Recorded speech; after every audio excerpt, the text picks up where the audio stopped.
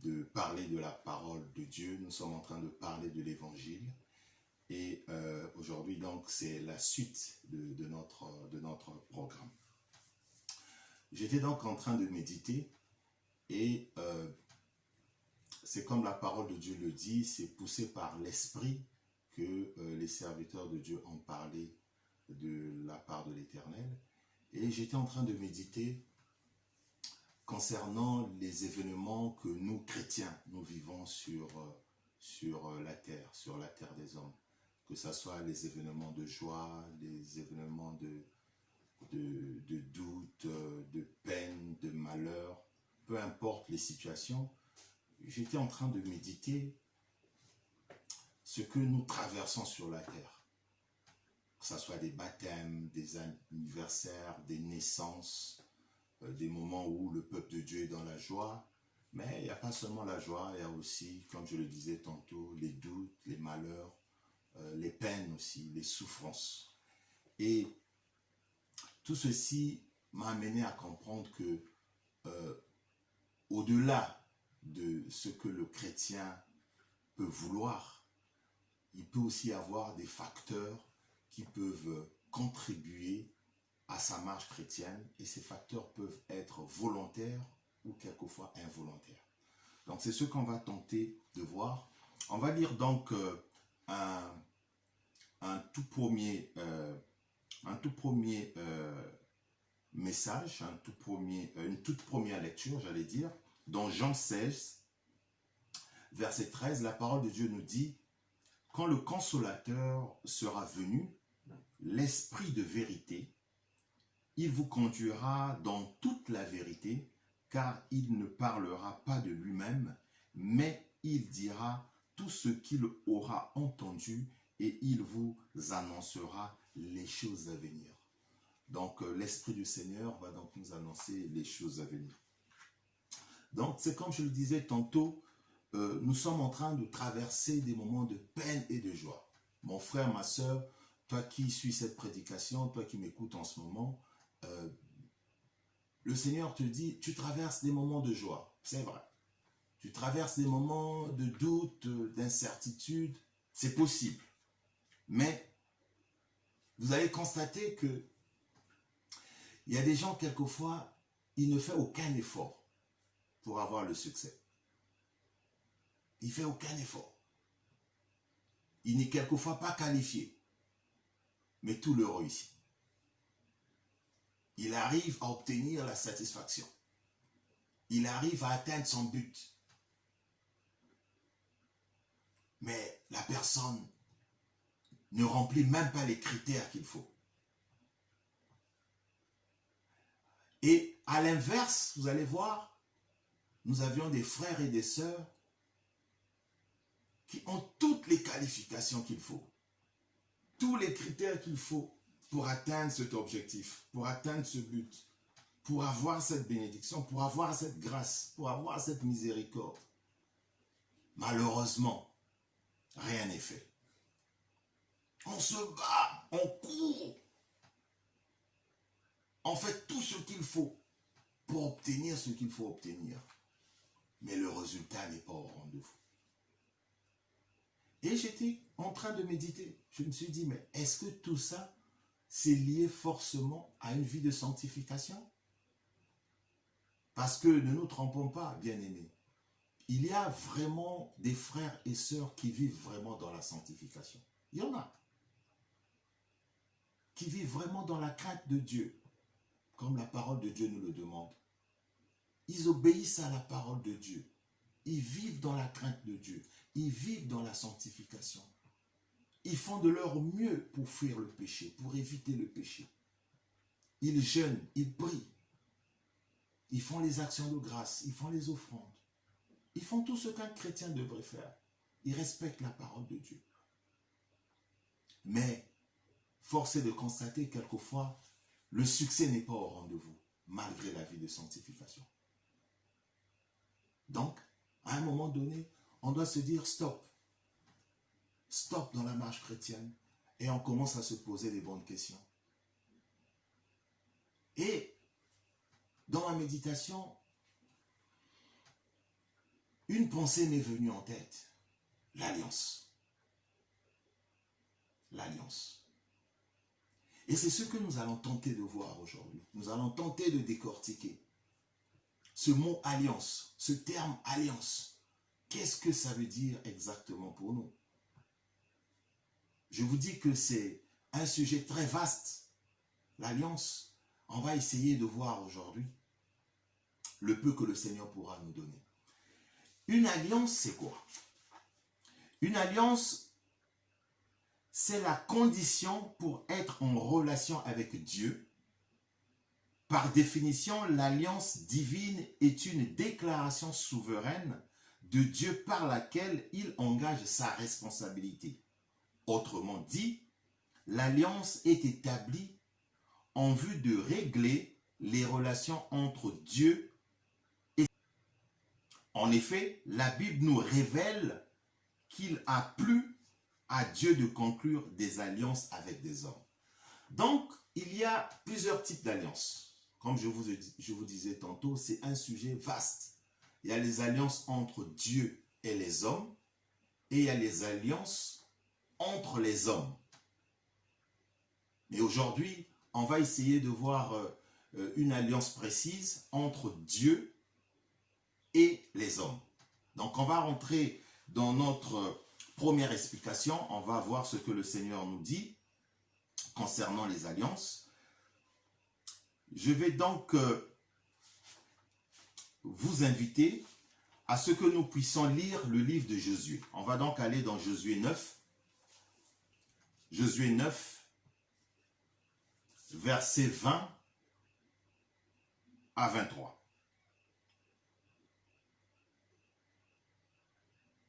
Je lis donc la parole au nom de Jésus.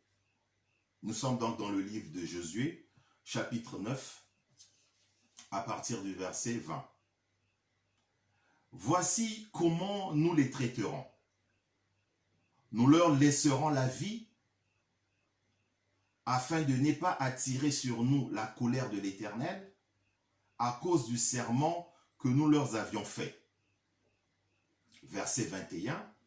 Ils vivront, leur dirent les chefs. Mais ils furent employés à couper le bois et à puiser l'eau pour toute l'assemblée, comme les chefs le leur avaient dit. Verset 22. Josué les fit appeler et leur parla ainsi. Pourquoi nous aviez-vous trompés en nous disant, nous sommes très éloignés de vous, tandis que vous habitez au milieu de nous? Verset 23. Maintenant, vous êtes maudits, et vous ne cesserez point d'être dans la servitude, de couper le bois et de puiser l'eau pour la maison de mon Dieu. Nous avons lu la parole de Jésus.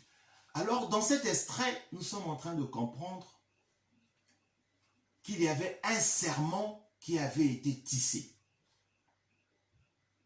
Une forme d'alliance.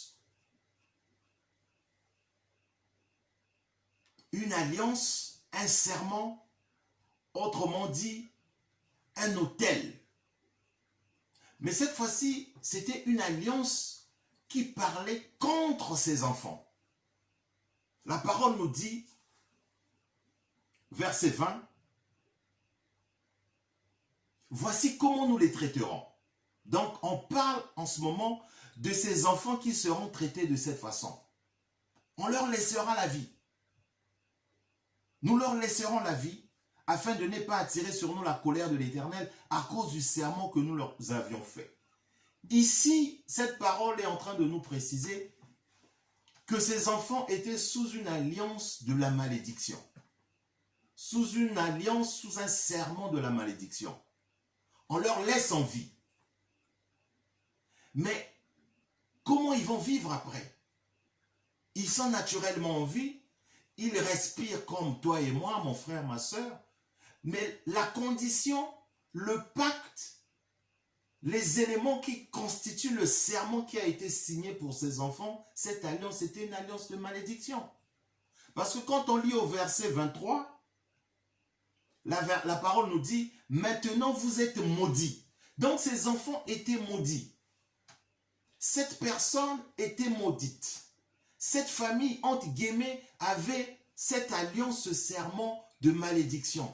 Et toute leur vie, ils avaient été employés à couper le bois. Toi qui me suis, mon frère, ma soeur, tu es lié sur quel serment? Quel serment anime ta vie? Voilà pourquoi nous allons voir, il y a des gens, malgré leurs efforts, malgré leurs possibilités, malgré leur potentialité, malgré toutes les qualités, les qualifications que ces derniers ont, mais ces personnes ont du mal à avoir du succès dans tout ce qu'ils entreprennent. Tout simplement parce que ils sont sous une alliance, quelquefois qu'ils ne connaissent pas. Quelquefois, c'est une alliance qui a été tissée à leur insu. Une alliance qui a été tissée par les arrière-grands-parents. Et ça part de génération en génération. Donc, si le Seigneur ne te révèle pas, si tu ne cherches pas à connaître quelle est l'alliance qui mine ta vie, qui mine ta famille, tu risques d'avoir des moments de doute, d'incertitude, voire même d'échec, mais qui n'est pas lié à tes aptitudes, mais qui est lié à la condition d'alliance qui lie ta vie ou qui lie ta communauté, voire même qui lie certains pays. Alléluia. Je veux que pendant que je suis en train de parler la parole de Dieu, que le Seigneur puisse t'ouvrir les oreilles spirituelles, les yeux spirituels, pour comprendre les révélations de la parole du Seigneur. Donc, à un moment donné, mon frère, ma soeur, tu dois t'arrêter sur ta marche chrétienne. Quand tout marche bien, tu dis gloire au Seigneur. Mais même quand tout marche bien, tu dois chercher à savoir, est-ce que cette réussite, ce succès, ces progrès que tu es en train d'enregistrer dans ta vie, est-ce que c'est vraiment une alliance qui vient de Dieu? Parce que tout ce qui brille n'est pas de l'or. Il y a des gens, entre guillemets, qui peuvent avoir les richesses, entre guillemets, matérielles de ce monde, mais ça ne vient pas de Dieu. Ça peut venir d'une alliance satanique, d'une alliance démoniaque qui a été tissée par tes grands-parents, par exemple. Mais dès lors que tu arrives dans le Seigneur, dès lors que tu as embrassé la marche chrétienne, si le Seigneur te révèle et que tu te rends compte que les bénédictions dont tu es en train de jouir n'ont pas pour racine le Seigneur Jésus-Christ, tu peux t'en éloigner. Tu peux t'en éloigner. Est-ce que cette richesse que ta famille possède, est-ce que cette richesse que ton père, ta mère, ta famille d'une manière générale possède, est-ce que la source vient de Dieu? Si elle vient de Dieu, gloire au Seigneur. Mais si elle ne vient pas de Dieu, commence à t'interroger, mon frère et ma soeur. Parce que aussi longtemps que tu ne le sauras pas, tu vas attirer une certaine malédiction dans ta vie parce que tu ne te rendras pas compte que l'origine, elle n'est pas une origine, entre guillemets, normale, parce qu'elle ne vient pas du Seigneur. Donc, ici, pour revenir dans le contexte de cette parole, sur le livre de Josué 9, nous sommes donc en train de voir que ces enfants, toute leur vie, ils avaient été employés à couper le bois. Ça veut dire quoi? Comme le Seigneur nous parle souvent dans des paraboles, ça veut dire que toute leur vie, ça sera une vie de misère. Vous leur voyez en vie, ils sont bien portants, mais ils ont tout le temps des difficultés scolaires, des difficultés professionnelles, ainsi de suite. On ne peut même pas citer ces difficultés. Les difficultés seront tellement énormes. Toi-même, tu vas te rendre compte que ma vie a un problème. Je suis qualifié pour avoir tel objet, mais je n'arrive pas à avoir. Je suis qualifié pour entrer dans tel domaine, mais je n'arrive pas. Je suis qualifié pour avoir ceci ou cela, mais j'ai des difficultés. Donc ici, nous sommes donc en train de voir clairement que le serment, l'alliance, l'autel qui avait été tissé pour ces enfants, pour cette famille, c'était une alliance de malédiction. Donc leur vie était misérable. Pas parce que eux ils avaient voulu, mais c'était la conséquence de l'alliance qui avait été tissée à leur insu. Voilà pourquoi c'est très important, mon frère, ma soeur. Pendant que je suis en train de prier, je suis en train de parler de la parole de Dieu, je prie que le Seigneur puisse t'ouvrir la connaissance, le Seigneur puisse te donner la révélation pour connaître l'alliance qui mine ta vie. Il n'est pas trop tard, si tu ne connais pas le Seigneur, d'accepter le Seigneur Jésus-Christ comme Seigneur et Sauveur. Et il conduira ta vie.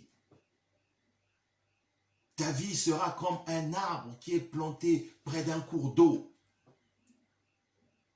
Oh Seigneur, merci encore Seigneur pendant que je suis en train de parler de ta parole. Touche mon frère qui écoute cette parole. Touche ma soeur qui écoute cette parole. Touche une famille qui est en train de suivre cette prédication. Que votre vie ne soit plus la même. Que le Seigneur puisse vous ouvrir la connaissance. Que le Seigneur puisse vous ouvrir, vous donner le discernement nécessaire afin que vous puissiez comprendre l'évangile, vous puissiez comprendre la parole de Dieu. Dieu nous a appelés à avoir une vie de paix, une vie de joie, une vie de réussite. Mais nous devons comprendre les choses élémentaires. L'alliance, elle est très importante. Parce que l'alliance, c'est comme je le disais tantôt, c'est un engagement de deux parties ou de plusieurs parties. Et dans l'alliance, c'est comme un contrat. Quand vous avez par exemple un emploi, il y a un contrat qui est signé entre vous et votre employeur. Donc il y a les droits et il y a les devoirs. Mais dans cette alliance, c'était une alliance de malédiction. Ce n'était pas une alliance de Dieu. C'était une alliance où il n'y avait pas la paix, il n'y avait pas la joie, il n'y avait pas la réussite. C'est ça les éléments qui constituaient le contrat d'alliance. Cet autel satanique, démoniaque qui minait la vie de ses enfants. Ils étaient employés toute leur vie à couper le bois et à puiser de l'eau pour les autres. La parole de Dieu nous a parlé d'une vie de servitude. Ces enfants vivaient dans la servitude. On va relire la parole pour la dernière fois, comme ça vous allez encore mieux comprendre mon explication. Josué chapitre 9, verset 20. Voici comment nous les traiterons. Nous leur laisserons la vie afin de ne pas attirer sur nous la colère de l'Éternel à cause du serment que nous avions fait. Ils vivront. Vous soulignez ça, ils vivront. Leur dirent les chefs. Mais ils furent employés à couper le bois et à puiser de l'eau pour toute l'assemblée. Donc leur mission, c'était une mission de servitude. À travailler, à puiser et à couper de l'eau pour les autres. Ça veut dire que ils n'avaient pas une vie de paix. Ils étaient comme des prisonniers. Donc cette personne avait une vie misérable. Pendant que je suis en train de parler de la parole, essaie de rentrer en toi-même. Commence à voir ta vie, ta marche chrétienne. Si elle est glorieuse, bénis l'Éternel. Mais si tu constates qu'il y a des domaines dans lesquels tu as besoin de l'intervention de Dieu, prie que le Seigneur puisse te révéler l'alliance qui mine ta vie. Seigneur, merci pour ce moment de partage que nous sommes en train de parler de ta parole. Maintenant, nous allons donc voir ensemble avec vous une autre facette toujours d'une alliance. On va lire cette fois-ci le livre de Genèse au chapitre 12. On va le lire ensemble. Nous sommes toujours dans l'alliance, mais cette fois-ci, c'est une autre alliance. On va regarder. On va parler cette fois-ci de l'alliance entre Dieu et Abraham. Donc, on va lire le chapitre 12.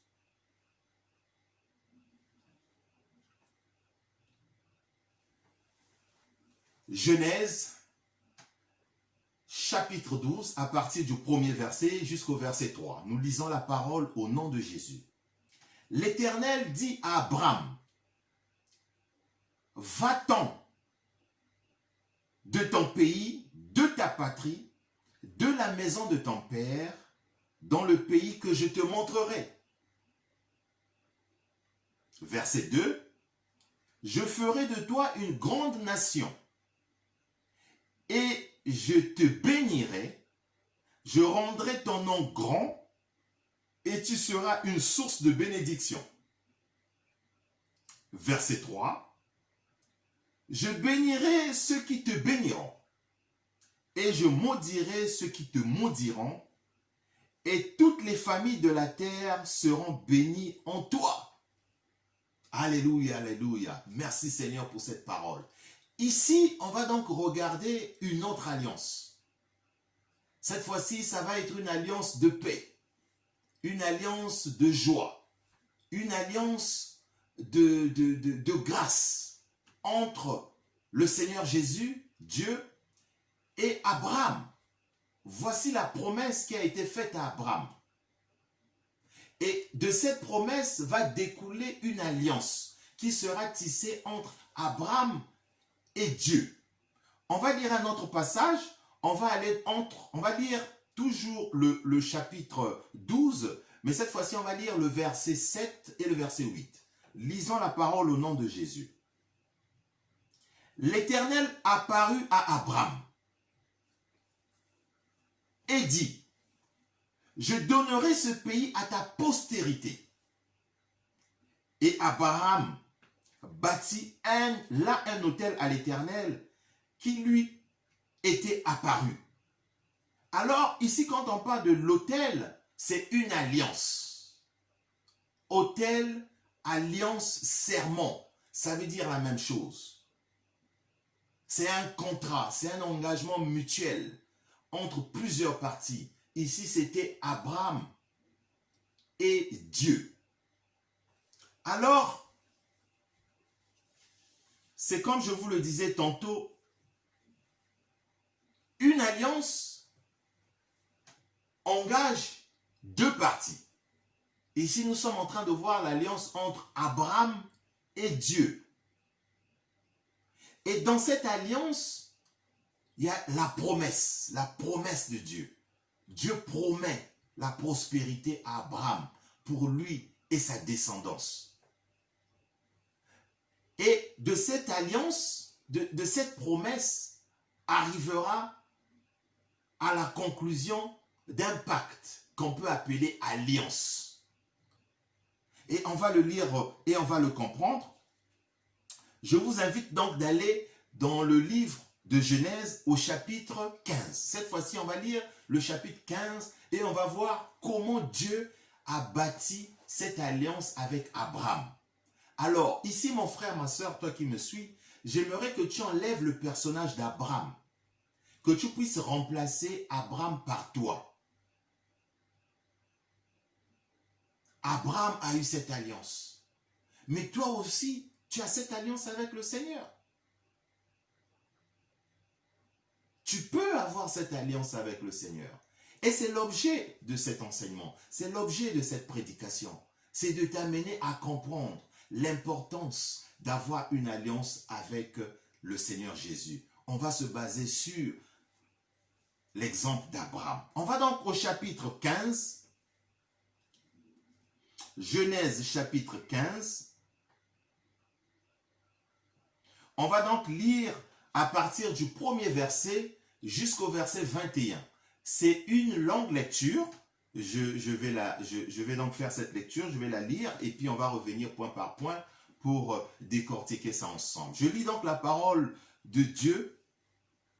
Genèse chapitre 15, premier verset. Après ces événements, la parole de l'Éternel fut adressée à Abraham dans une vision. Vous soulignez vision. Et il dit à Abraham, ne crains point. Vous soulignez ne crains point. Je suis ton bouclier et ta récompense sera grande. Ici, on voit la promesse de Dieu à Abraham. On va y revenir. Verset 2. Abraham répondit, Seigneur éternel, que me donneras-tu? Je m'en vais sans enfant et l'héritier de ma maison, c'est Élézer de Damas. Et Abraham dit, voici, tu ne m'as pas donné de postérité, et celui qui est né dans ma maison sera mon héritier. Alors la parole de l'Éternel lui fut adressée ainsi, ce n'est pas lui qui sera ton héritier, mais c'est celui qui sortira de tes entrailles qui sera ton héritier. Et après l'avoir conduit dehors, il dit, regarde vers le ciel et compte les étoiles, si tu peux les compter. Et il lui dit, telle sera ta postérité. Abraham eut confiance en l'Éternel. Vous soulignez cette phrase. Abraham eut confiance en l'Éternel, qui le lui imputa à justice. L'Éternel lui dit encore, je suis l'Éternel qui t'a fait sortir d'Ur en Chaldée pour te donner en possession ce pays. Et l'Éternel lui dit, prends, vous soulignez ça, prends une génisse de 3 ans, une chèvre de 3 ans, un bélier de 3 ans, une tourterelle et une jeune colombe. Ça fait au total 5 objets que le Seigneur a demandé à Abraham de prendre. Vous soulignez ça, 5. Pourquoi 5? On y reviendra parce que 5 c'est le chiffre de la grâce. Abraham prit tous ces animaux, les coupa par le milieu et mit chaque morceau l'un vis-à-vis de l'autre, mais il les partagea point les oiseaux. Les oiseaux de proie s'abattirent sur les cadavres et Abraham les chassa. Au coucher du soleil, un profond sommeil tomba sur Abraham et voici une frayeur et une grande obscurité virent l'assaillir. Et l'Éternel dit à Abraham, sache que tes descendants seront étrangers dans un pays qui ne sera point à eux. Ils y seront asservis et on les opprimera pendant 400 ans. Verset 14. Mais je jugerai la nation à laquelle ils seront asservis et ils sortiront ensuite avec de grandes richesses. Toi, tu iras en paix vers tes pères, tu seras enterré après une heureuse vieillesse. À la 4e génération, ils reviendront ici, car l'iniquité des Amoréens n'est pas encore à son comble. Verset 17. Quand le soleil fut couché, il eut une obscurité profonde, et voici, ce fut une fournaise fumante, et des flammes passèrent entre les animaux partagés. Verset 18. En ce jour-là, l'Éternel fit alliance avec Abraham. Vous soulignez ça, s'il vous plaît. Et dit, je te donne ce pays à ta postérité depuis le fleuve d'Égypte jusqu'au grand fleuve, au fleuve d'Euphrate. Le pays des Kéniens, des Kénisiens et des Cadmoniens, des Héthiens et des Phérésiens et des Réphaïm, des Amoréens et des Canéens et des Gaznésiens et des Jubiciens. J'ai lu la parole au nom de Jésus, nous rendons gloire au Seigneur. Ici, nous sommes en train de voir dans cette lecture l'alliance que Dieu avait conclue avec Abraham. Nous avions lu dans le premier verset que c'était une alliance de paix où le Seigneur lui a fait une promesse. On va regarder ça rapidement. D'abord, le premier élément qu'on doit retenir, c'est que le Seigneur lui dit, ne doute pas. Ça, c'est la première condition que le Seigneur lui dit. Ne doute pas. Pas de doute. On va revenir sur la parole. Premier verset. Le Seigneur lui dit, ne crains point. Donc, Dieu est en train de te parler ce matin, mon frère, ma soeur. Tu traverses une situation difficile. Tu veux rentrer dans une alliance avec le Seigneur. Mais le Seigneur te dit, ne crains pas. N'aie pas peur. N'aie pas peur. La peur, elle est naturelle. C'est humain d'avoir peur. Mais garder la peur n'est pas de Dieu. Parce que Dieu nous dit, ne crains pas. Tu peux avoir le sentiment de peur, mais ne la garde pas. Ne garde pas cette peur. Ne crains pas. Je suis ton bouclier. Le Seigneur te dit, je suis ton bouclier. N'aie pas peur de cette maladie. N'aie pas peur de cette situation. N'aie pas peur de cette montagne. Parce que le Seigneur est ton bouclier. Il est ton bouclier. Tu rentres dans l'alliance avec le Seigneur. Ça veut dire quoi? Quand le Seigneur dit il est ton bouclier, lui, il prend tes fardeaux. Toi, tu ne vas plus te battre. Tu ne vas plus courir. Parce que l'alliance avec Dieu va parler à ta place. Le Seigneur prend tes fardeaux. Il devient ton bouclier. Vous savez, quand les soldats vont en guerre, ils ont des boucliers. Même quand les adversaires tirent les balles, les boucliers les protègent. Donc Dieu, il est ton bouclier.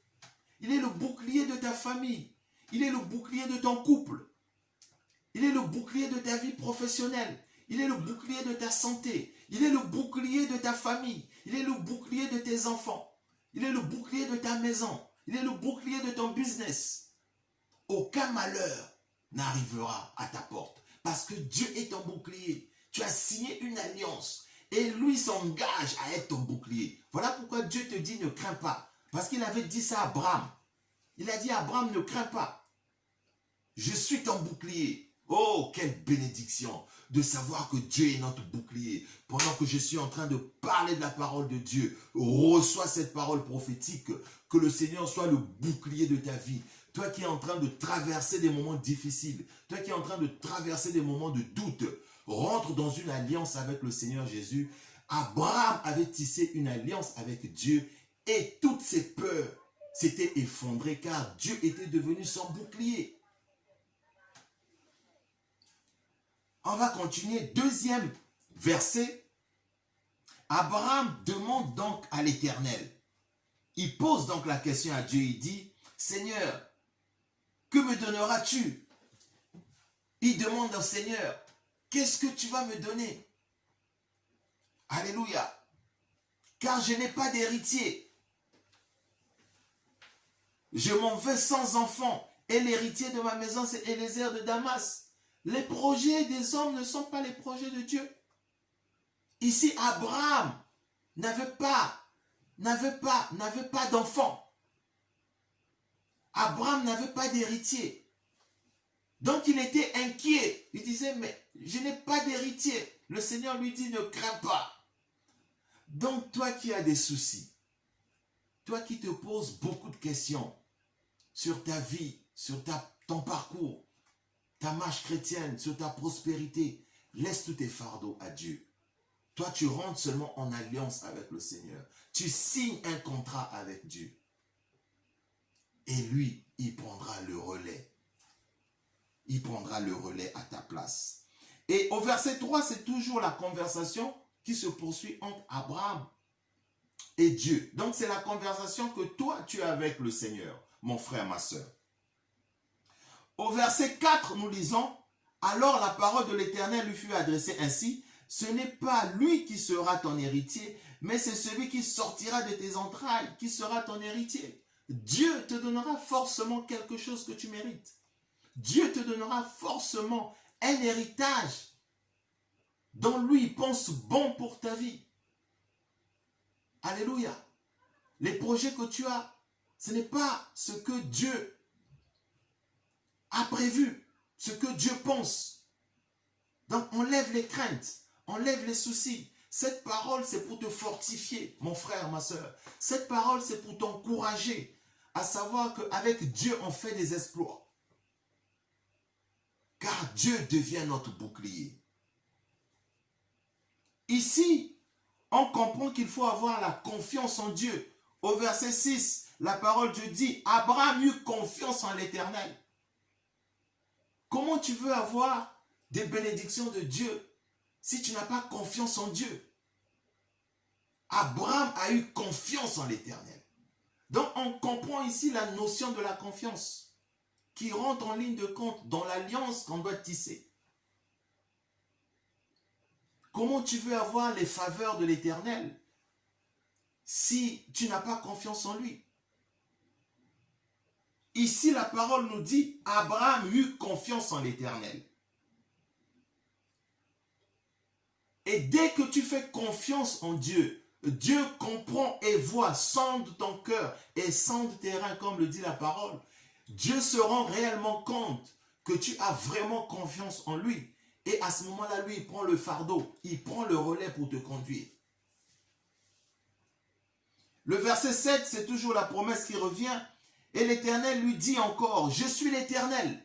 Dieu rappelle à Abraham. Donc le Seigneur te rappelle encore ce matin, mon frère, ma soeur, qu'il est l'Éternel. Je suis l'Éternel qui t'ai fait sortir d'Ur en Chaldée pour te donner en possession ce pays. Mais c'est Dieu qui t'a donné la vie, mon frère, ma soeur. Tu suis cette prédication aujourd'hui, c'est parce que Dieu t'a fait grâce. Rien n'est perdu. Même si tu es alité dans un lit, dans un hôpital, même si tu es en train de traverser tes derniers moments, même si tu es en train de traverser l'ombre de la vallée de la mort, mais l'Éternel te dit, ne crains pas, je suis l'Éternel. Il est le Jéhovah de ta vie. Il est l'alpha et l'oméga de ta vie. Fais-lui confiance comme Abraham avait fait confiance. Enlève les doutes, enlève les peurs, enlève les angoisses. Rentre dans l'alliance avec Dieu en lui donnant les fardeaux de ta vie, en faisant confiance à l'Éternel. Et au verset 8, nous lisons, Abraham répondit, Seigneur l'Éternel, à quoi reconnaîtrai-je que je le posséderai? Donc, Abraham pose encore une question au Seigneur. Et le Seigneur lui répond et lui dit au verset 9, prends une génisse. Prends une génisse. Prends une génisse de 3 ans, une chèvre de 3 ans, un bélier de 3 ans, une tourterelle et une jeune colombe. Pourquoi le Seigneur lui a demandé de prendre ces objets? Tout simplement parce que dans une alliance, il y a la notion du sacrifice. Il n'y a pas d'alliance sans sacrifice. Il faut donner le prix, il faut payer le prix. Il faut donner quelque chose à Dieu. Ce sont des signes. Le Seigneur n'en a pas besoin parce que c'est lui qui a créé le ciel et la terre. Mais il veut que toi tu t'engages par des symboles. Ce sont les symboles de l'alliance, les signes de l'alliance. Le Seigneur lui dit, prends une génisse, prends une tourterelle, prends une colombe. Et la parole de Dieu nous dit, au verset 9, au verset 10, Abraham prit tous ces animaux, les coupa. Alors, Abraham a pris tous ces animaux que le Seigneur lui avait demandé et il les présente à Dieu. Qu'est-ce que toi tu donnes à Dieu comme objet, comme symbole pour tisser l'alliance avec le Seigneur? Est-ce que tu donnes ton temps à Dieu? Est-ce que tu as une vie continue de prière? Est-ce que tu écoutes la voix de Dieu? Est-ce que tu obéis à la parole de Dieu? Alléluia. Le Seigneur te demande, prends quelque chose. Amène-moi cette chose. Afin que je puisse voir que tu t'engages à signer l'alliance avec moi. Abraham avait écouté la parole de Dieu. Il avait douté. Il a eu confiance en l'Éternel après les promesses. Et il est allé donner ses objets à Dieu. Et nous allons lire la parole de Dieu. Nous allons voir ce qui se passe après au verset 9. Donc il donne tous ses objets. Et au verset 13, lisons ce que la parole de Dieu nous dit.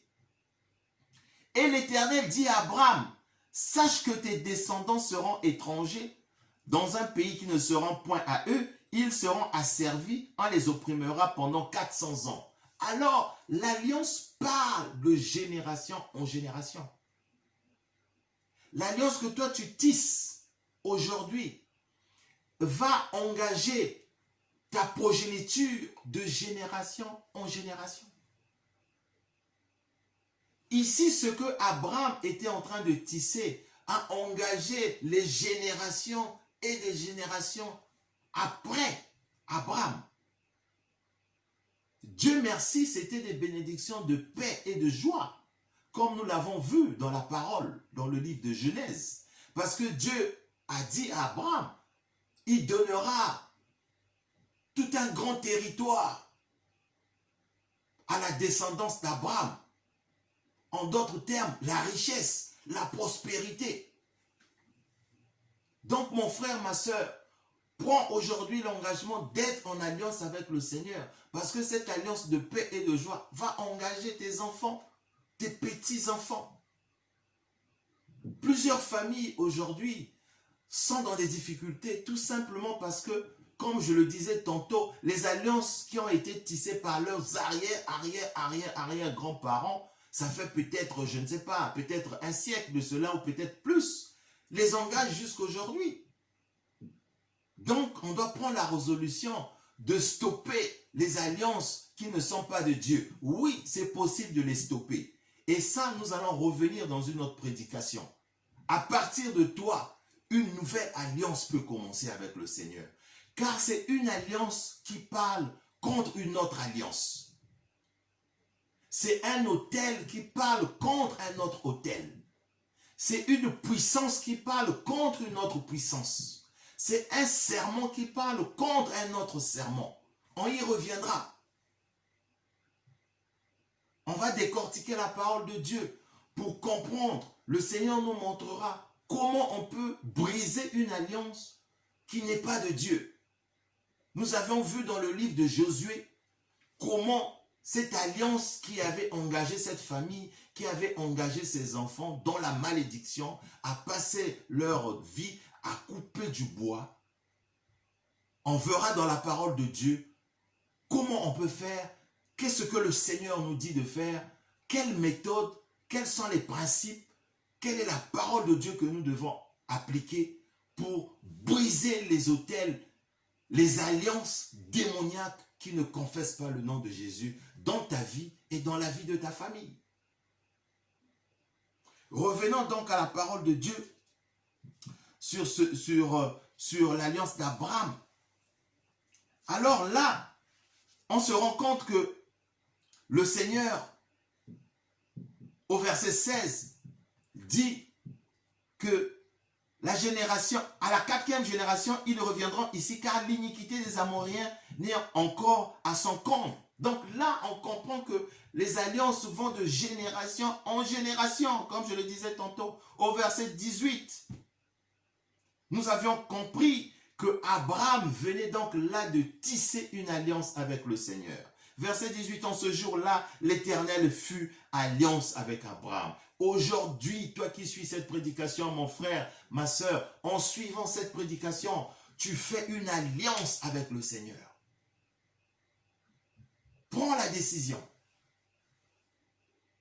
de vivre différemment, d'expérimenter différemment ta marche chrétienne, en rentrant dans une alliance entre toi et le Seigneur Jésus-Christ, entre toi et Dieu, en se basant sur l'exemple d'Abraham.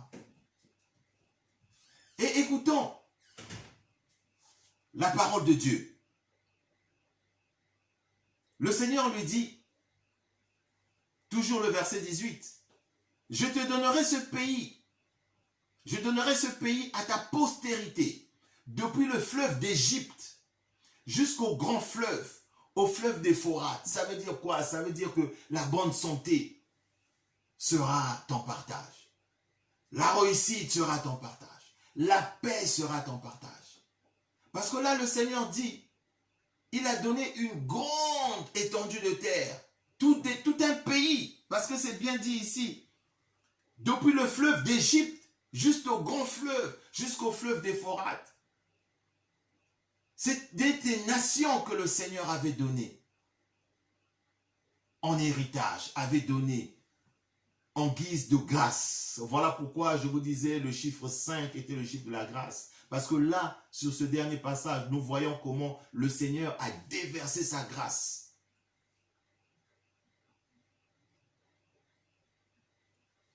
qu'il est beau d'être en alliance avec le Seigneur.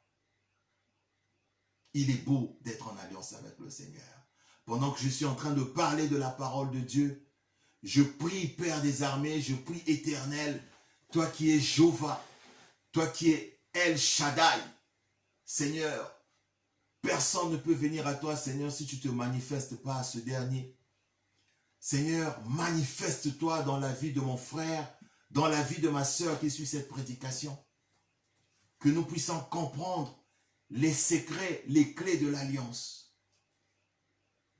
Nous allons revenir encore dans les jours ou dans les semaines à venir. Nous allons continuer à décortiquer l'alliance, les alliances. Nous allons voir encore quelles sont les alliances que le Seigneur a conclues. Et nous allons voir les alliances entre les hommes.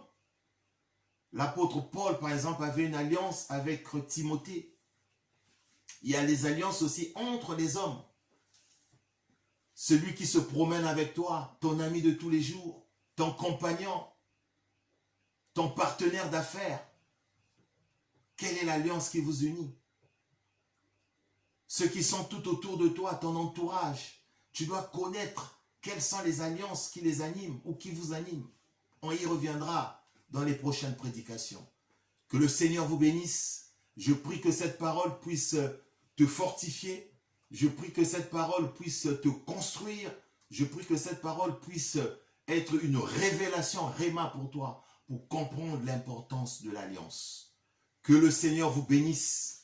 Que cette parole puisse vous faire du bien, que cette parole puisse vous bénir dans le nom puissant de Jésus. Amen.